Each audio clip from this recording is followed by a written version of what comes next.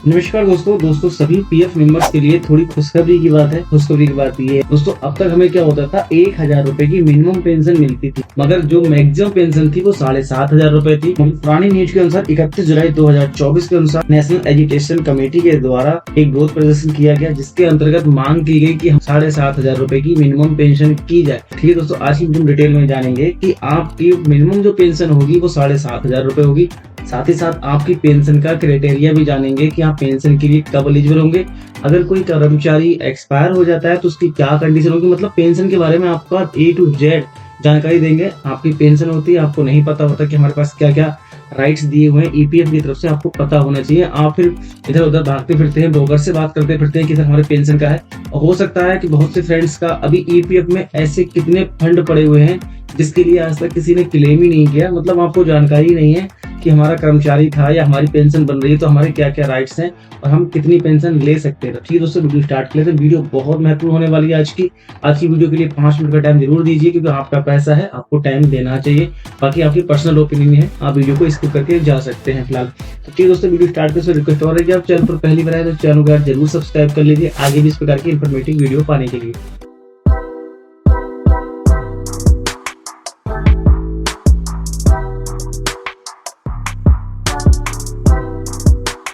दोस्तों EPF pension scheme के तहत जो पेंशन की मांग की जा रही है वो 7,500 रुपए की मांग की जा रही है। कम से कम 7,500 रुपए होना चाहिए। बिल्कुल बात ठीक है। अभी आज के टाइम पे 1,000 रुपए से कुछ नहीं होता। 7,500 रुपए ये है कि ओल्ड एज में जाके कुछ थोड़ा बहुत बेनिफिट्स दे देगी, थोड़ा घर का खर्च चला देगी। 7,500 रुपए तो कम से कम होनी चाहिए। 1,000 रुपए में कुछ नहीं होता। जो EPF की तरफ से अब तक मिनिमम 1,000 रुपए की दी थी। साल 2014 से केंद्र सरकार ने EPS 95 के तहत 1,000 रुपए की न्यूनतम पेंशन राशि फिक्स की थी। लंबे समय की पेंशन की रकम से कम 7,500 रुपए की मांग की जा रही है। पेंशन धारियों के लिए बनी EPS 95 नेशनल एजुकेशन कंपनी ने बुधवार को 31 जुलाई 2024 के लिए दिल्ली में जंतर मंतर पर एक विरोध प्रदर्शन जारी किया और उन्होंने 7,500 रुपए मिनिमम मंथली पेंशन की बात की। जो हम मंथली पेंशन की बात कर रहे हैं वो कर रहे हैं रिटायरमेंट के बाद में आपकी जो 9.5 साल से ऊपर की जॉब हो जाती है, जो फॉर्म 10D के द्वारा भरते हैं, उसकी बात की जा रही है। मंथली पेंशन में जो आपकी 9.5 साल से पहले की जॉब होगी, ठीक है, वो आपको वन टाइम पे मिल जाती है फॉर्म 10C के द्वारा,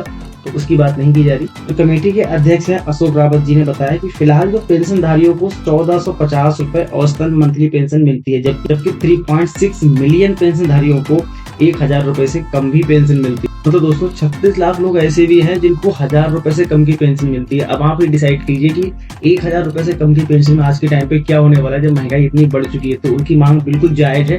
और दोस्तों आपको वीडियो हेल्पफुल लगी तो हमें लाइक और हमको सब्सक्राइब अभी कर लीजिए। और साथ ही साथ आपको क्या होता है, जो आपका कंट्रीब्यूशन जमा होता है 12% होता है, इसमें कंपनी 12% जमा करती है, 12% आपके खाते से कटता है। साथ ही साथ सरकार भी 1.6% EPF में बजटीय सत्र करती है, मतलब 1.6% भी सरकार के द्वारा भी देय होता है। ठीक है, अब पेंशन धारियों के लिए योग्यता क्या लेके आया है, भाई क्या कंडीशन होनी चाहिए। अभी तो जो स्कीम के तहत जो मांग कर रहे हैं वो क्या है कि पेंशन के लिए कम से कम 10 साल की पूरे होने चाहिए। ठीक है, वो तो सबको ही पता है, पहले ही नियम है।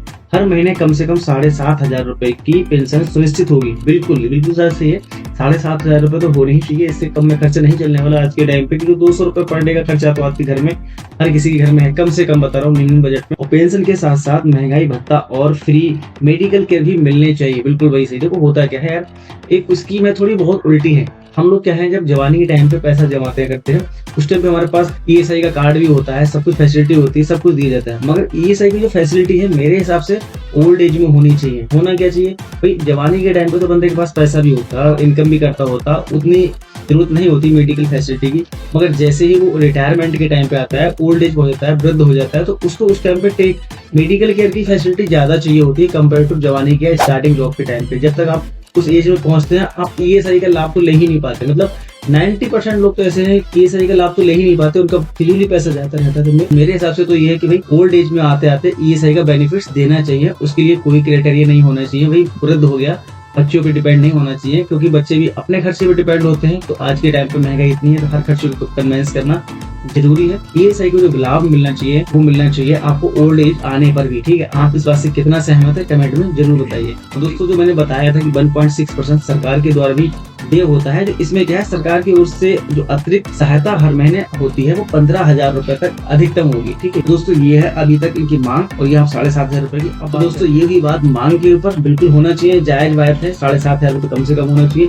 अगर आप भी इस बात से सहमत हैं तो ज्यादा से ज्यादा लोगों को ये वीडियो शेयर कीजिए, कमेंट कीजिए। दोस्तों अब बात कर लेते हैं कि आपके पेंशन के क्राइटेरिया क्या क्या है, आपके क्या क्या दायित्व है, आपको पता होना चाहिए, आपकी फैमिली को पता होना चाहिए। देखो भाई मैं बताता हूँ पर्सनल, आपका पीएफ में पैसा जमा हो रहा है, आपको पता है पीएफ मिलता है, पेंशन मिलती है और ईडीएलआई बेनिफिट्स भी मिलता है एक्सपायर होने के बाद। जब तक आप फैमिली में जिंदा हो आप घर को कन्विंस कर सकते हो, चला सकते हो।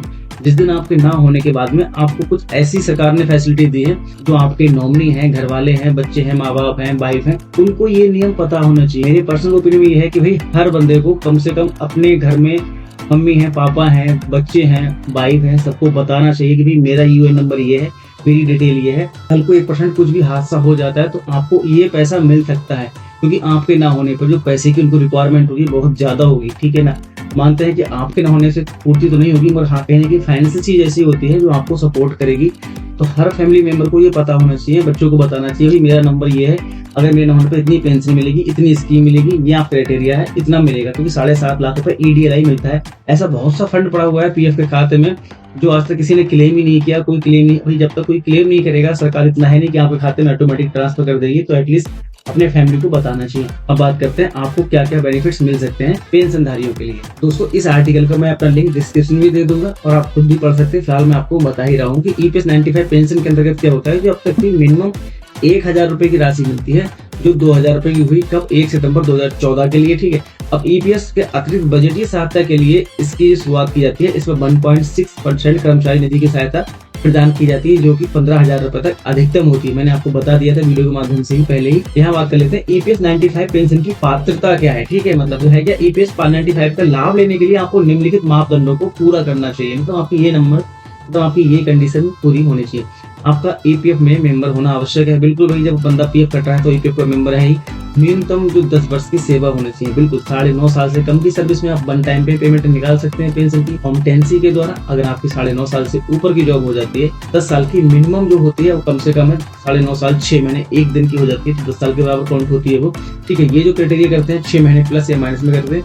ठीक है, तो ये कम से कम होनी चाहिए। नियमित पेंशन के लिए सेवानिवृत्ति की आयु 58 वर्ष हो। यदि इससे पहले सेवानिवृत्त होते हैं तो कम दर पर पेंशन मिलती है। ये तो पहले से ही नियम है, कोई नया नियम नहीं है। ठीक, यदि आप 60 साल से अधिकतम पेंशन चाहते हैं तो आपको 4% अधिक मिलेगी। इसका मतलब क्या है, देखो ये हुआ कि आपकी 58 साल की जो पेंशन बन रही है वो तो बनेगी बनेगी। अब आपने क्या किया, 50 साल से रिड्यूसिंग पेंशन ऑप्शन लेके आप पेंशन निकाल सकते हैं। 50 से लेके जो 58 के बीच में जितने साल खो गए, मतलब 55 पे किसी ने पेंशन निकाली तो 3 साल कम हो रहे हैं। ठीक है, मतलब 58 से 55 में 3 साल कम हो रहे हैं, तो पर साल के हिसाब से 4% कम मिलेगी। मतलब 4 दिया 12% कम मिलेगी। कितने, 58 साल की एज में, अगर 55 में निकालना है। इसी प्रकार अगर 58 के बाद आप 59 में निकालते हैं तो 4% अधिक मिलेगी, और 59 के बाद आप 60 में निकलते हैं तो फिर 8% हो गई। यहाँ लिखा ना, हर प्रति अतिरिक्त वर्ष में 59 में मिलेगी 4%, 60 पे निकालेंगे तो मिलेगी 8% एक्स्ट्रा। और यहाँ दिया है, तो ये जो विकल्प है ना बहुत अच्छा है, जानकारी आपको होनी चाहिए। यदि कोई कर्मचारी पूरी तरह से या अस्थायी रूप से विकलांग हो जाता है तो उस वह मासिक पेंशन के लिए पात्र होगा, उसे मासिक पेंशन मिलेगी, भले ही उसकी पेंशन सेवा योग अधिक से अधिक सेवा ना की हो। हालांकि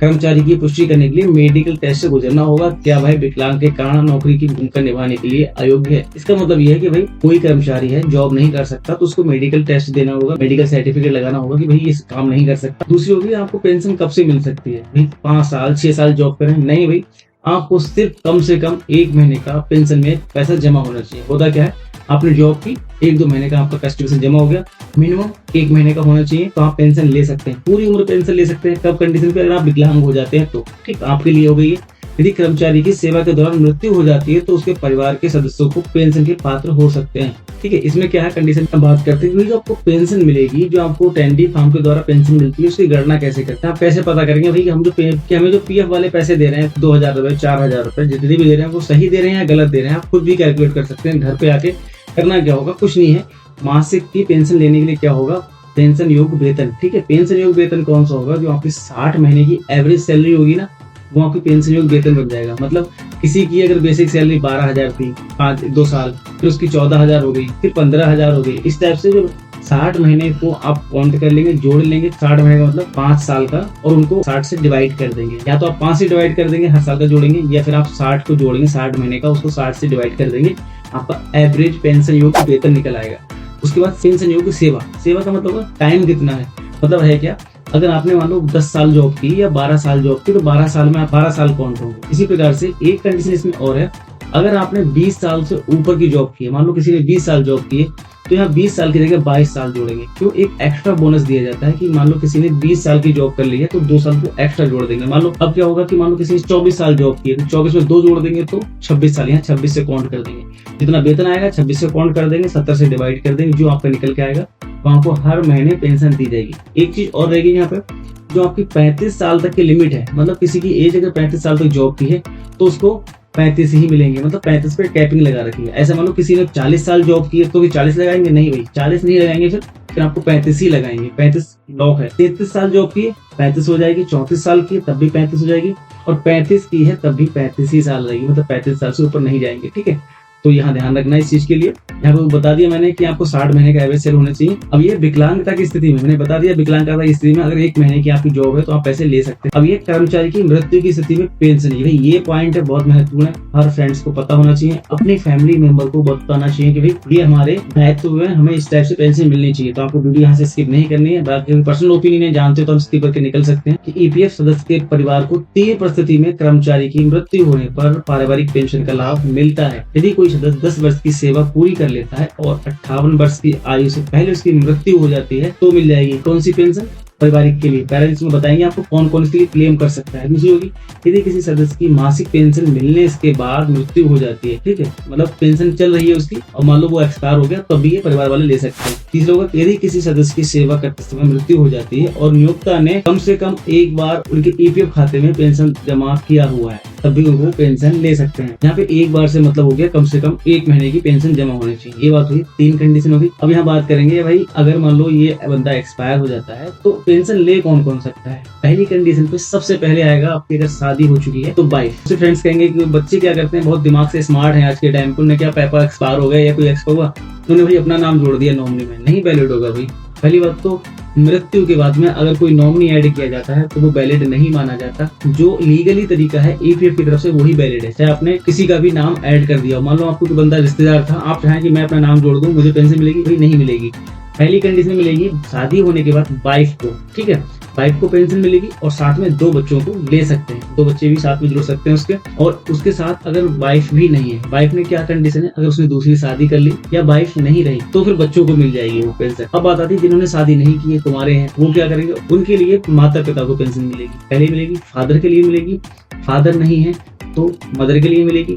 अब ये वही कि अगर शादी हुई है, नहीं हुई है, कोई भी नहीं है फैमिली में, मतलब न माता पिता है, ना वाइफ है, ना बच्चे हैं, कोई भी नहीं है जो आपके सगे संबंधी, फिर कौन क्लेम कर सकते हैं, उनके जो सगे संबंधी होंगे, नजदीकी सगे संबंधी, मतलब बहन हो गई, ठीक है, बहनोई हो गए, और ये भी नहीं है तो फिर कोई भी इसको क्लेम कर सकता है जो सगे संबंधी माने जाएंगे। ठीक है, फ्रेंड के लिए यहाँ पे कोई क्राइटेरिया नहीं है कि आप मान लो फ्रेंड है तो नहीं कर सकते, सगे संबंधी होने चाहिए, फिर वो सरकार में जमा रहेगी पैसा। ठीक है, इतना कोई लंबा नहीं कोई होता किसी का कि परिवार में कोई नहीं है, ये कंडीशन होगी, ध्यान रखना इस चीज के बारे में और अपने परिवार को जरूर बताना है कि ये आपकी कंडीशन होती है। तो दोस्तों ये थी आपकी पेंशन संबंधी जानकारी। अगर आपको डिटेल में भी जानना है इसके लिए तो हमने वीडियो पहले बना रखी है इसके बारे में, हर टाइप की पेंशन के बारे में, कि जो अर्बन पेंशन होती है मतलब अनाथ पेंशन होती है, या फिर वृद्धा पेंशन होती है, या फिर ईएसआई से क्या लाभ मिलेगा, ईएसआई से भी पेंशन चालू होती है, तो इसके लिए भी वीडियो है। मैं वीडियो बनाऊंगा, बता तो सकता हूँ यहाँ पे, पर वीडियो बहुत लंबी हो जाएगी और आप लंबी वीडियो को देखना नहीं चाहते, स्किप करके निकल जाते हैं, तो भाई मेरी मेहनत खराब होगी।